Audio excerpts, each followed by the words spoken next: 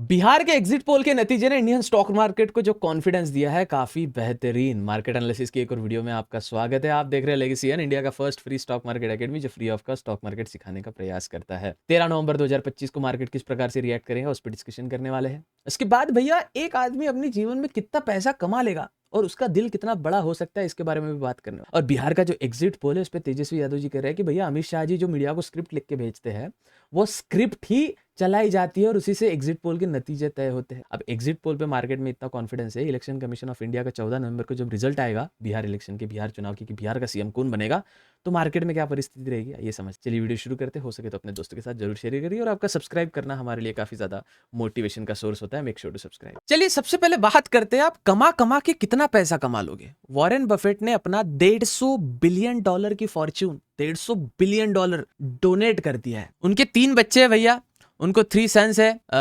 उन्होंने भैया एक एनजीओ उनका है, एनजीओ है या वो क्या उनका कुछ तो वो चलाते हैं, तो उसमें $150 बिलियन उन्होंने डोनेट किया है। तो बोलते हैं भैया कबर में तो हम मार्केट में ट्रेड करेंगे नहीं, ऐसा स्टेटमेंट है उनका। लेटर जो न्यूज़ लेटर आखिरी जो न्यूज़ लेटर है उनका, उसमें उनका स्टेटमेंट है कि कबर से तो मार्केट हम ट्रेड करेंगे नहीं। तो भैया हम अपने $150 बिलियन डोनेट कर देते। सोचिए इंसान इन द एंड जब अपने आखिरी स्टेज पे होता है और करोड़पति भी हो तो क्या, इन द एंड परमेश्वर, परमात्मा, खुदा, अल्लाह, गॉड वही मैटर करता है। तो $150 बिलियन डोनेट करना है काफ़ी बड़ी बात है।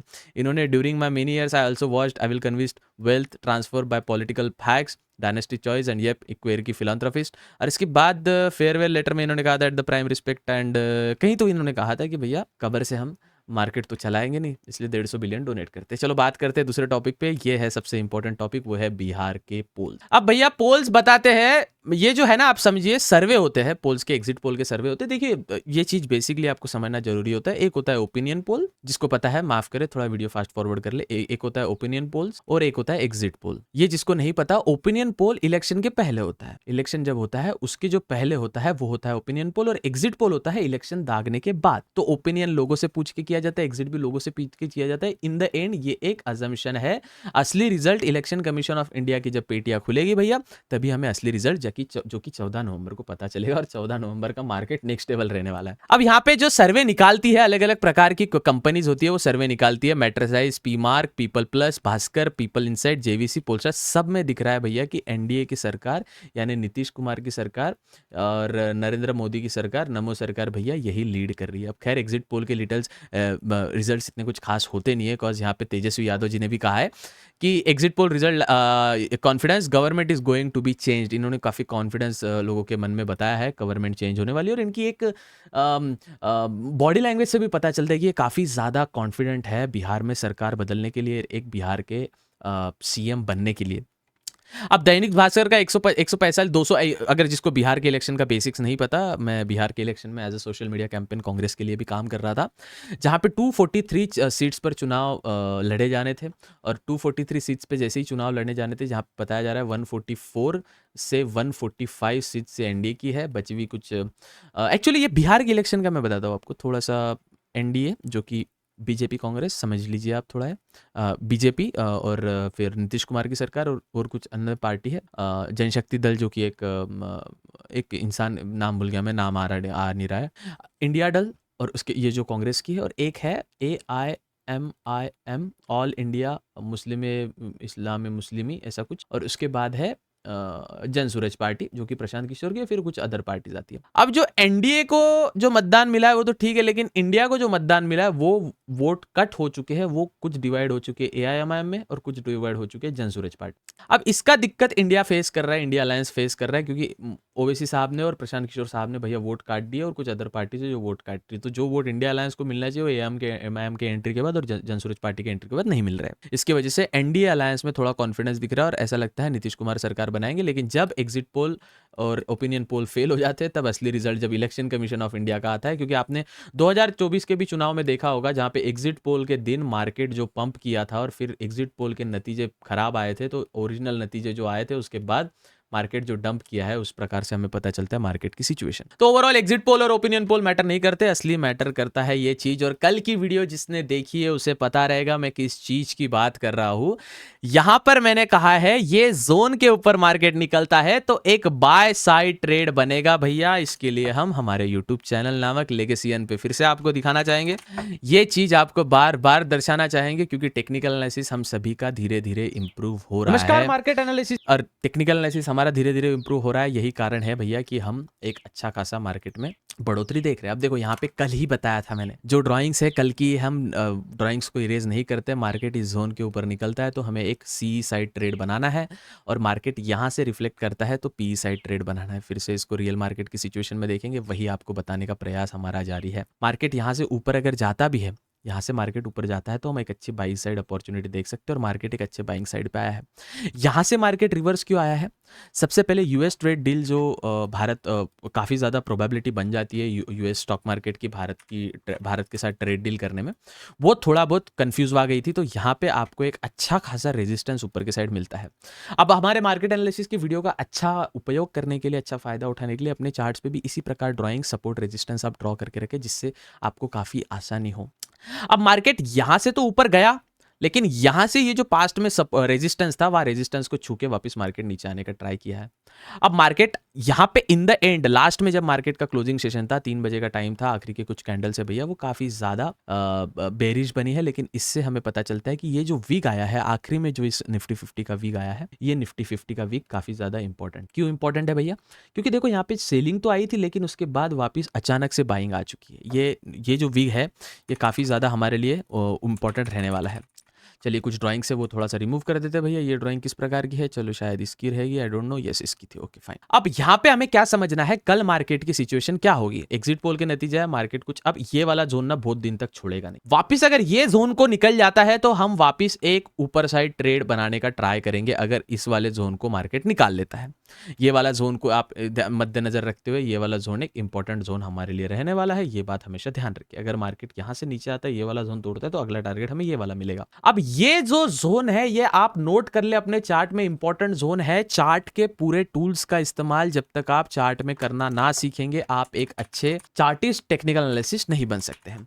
समझते हैं कैसे, मैं क्या बोलना चाहता हूँ इसके बारे में समझेंगे। सबसे पहले यहाँ पे जो कुछ टूल्स है वो आप समझ लीजिए। जैसे कॉल आउट का एक टूल है, फॉर एग्जांपल ये वाला एक टूल है इंपॉर्टेंट। अरे मालिक सरकार वहाँ टाइप करना चाहते हैं, अब यहाँ क्यों टाइप हो रहे हैं? अच्छा ये इसके सेटिंग में जाके करना पड़ेगा। ओ अरे टच हो जाए यार। हेलो मालिक, हेलो, ये क्या हुआ? हाँ इंपॉर्टेंट रेजिस्टेंस हमारे सामने निकल के आता है। अगर ये ब्रेक करता है तो मार्केट एक अच्छी खासी अप मूव देगा। इफ ब्रेक अप मूव, आप समझ लीजिए यहाँ से एक अच्छी खासी अप मूव हमें देखने मिलेगी। ये आप चीज को नोट कर लीजिए, बिकॉज नोट नहीं करोगे भैया तो मजा नहीं आएगा मार्केट में काम करने में।